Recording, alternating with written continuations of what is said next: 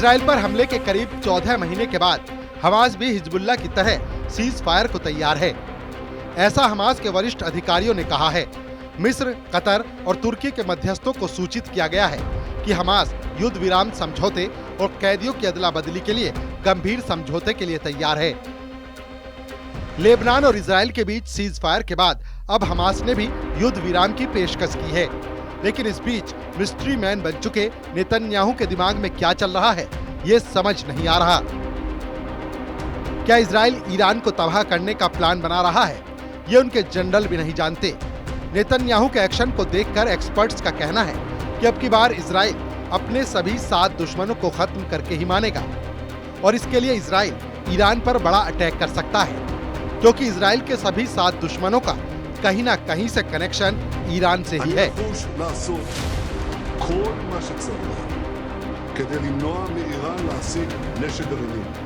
Israel के PM ने 7 front war की बात की और सब जानते हैं कि इजराइल के 7 फ्रंट पर कौन कौन से दुश्मन हैं और उनको दाना पानी कहां से मिलता है।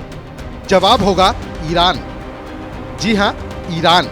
और इसीलिए इजराइल ने लेबनान में हिजबुल्लाह को तबाह करने के बाद 60 दिन के सीज फायर का ऐलान कर दिया है। इसीलिए एक्सपर्ट्स कह रहे हैं कि अब इजराइल का फोकस धीरे धीरे ईरान पर है। इजराइल ने अभी जो ईरान पर जवाबी हमला किया वो तो सिर्फ ट्रेलर था। अब इजराइल की तैयारी बड़े धमाके की है। वो अटैक कैसा होगा? क्या ईरान को पूरी तरह खत्म कर देगा इजराइल? क्योंकि डोनाल्ड ट्रंप के चुनाव जीतने के बाद से सभी शतरंज की बिसातें इजराइल के पक्ष में हो गई हैं। लेकिन ईरान है कि झुकने को तैयार नहीं। कई मीडिया रिपोर्ट्स में दावा किया जा रहा था कि ईरान इजराइल पर पलटवार के लिए ऑपरेशन ट्रू प्रॉमिस 3 की तैयारी कर रहा है। और अब विदेशी मीडिया की रिपोर्ट्स बता रही हैं कि तेहरान इजराइल पर हमले के लिए पूरी तरह से तैयार है। उसकी मिसाइलें इजराइल में मौजूद अपने टारगेट्स को चुन चुकी हैं। חיזבאללה יפר את הפסקת האש לא רק אם הוא יירה עלינו, הוא יפר את ההסכם גם כשהוא ינסה להתחמש כדי לירות עלינו בעתיד. על כל הפרה שלו נגיב בעוצמה. אז למה לעשות הפסקת אש עכשיו? יש 3 סיבות עיקריות.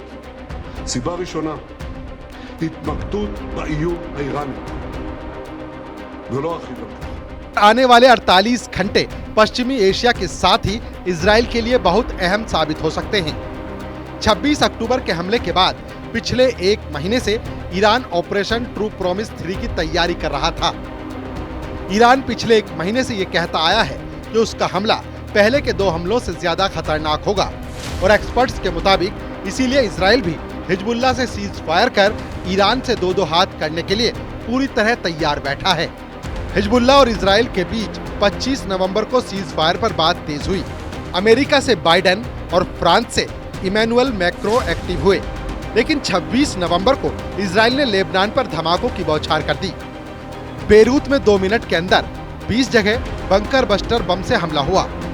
लेकिन 27 नवंबर को दुनिया के सामने खबर आई कि इजराइल और हिजबुल्लाह सीज फायर के लिए तैयार है। इजराइल और हिजबुल्लाह के बीच सीज फायर 2 महीने का होगा।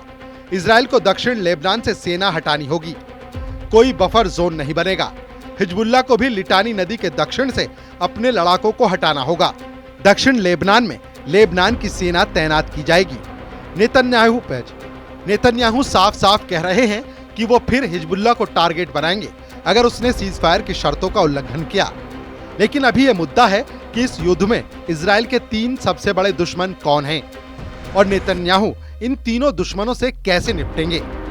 नेतन्याहू ईरान से 2-2 हाथ करने के लिए अब तैयार हैं, लेकिन दुनिया की मीडिया में नेतन्याहू के वादों और दावों पर सवाल भी हैं, क्योंकि युद्ध न गाजा में खत्म हुआ है, न ही हिजबुल्लाह के खिलाफ उनकी बमबारी ईरान समर्थित इस मिलिशिया को खत्म कर पाई है।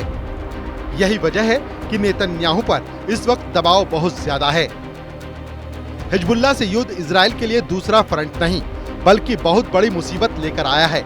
इजराइल का ग्राउंड ऑपरेशन वहां फेल हुआ, इसीलिए नेतन्याहू वो दरवाजा बंद करके अब दुश्मन का दूसरा दरवाजा खटखटाना चाहते हैं और उन्होंने अब पूरा फोकस ईरान पर कर लिया है।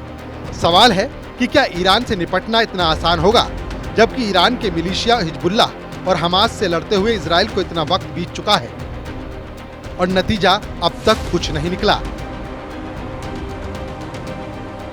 Bureau report, news 18।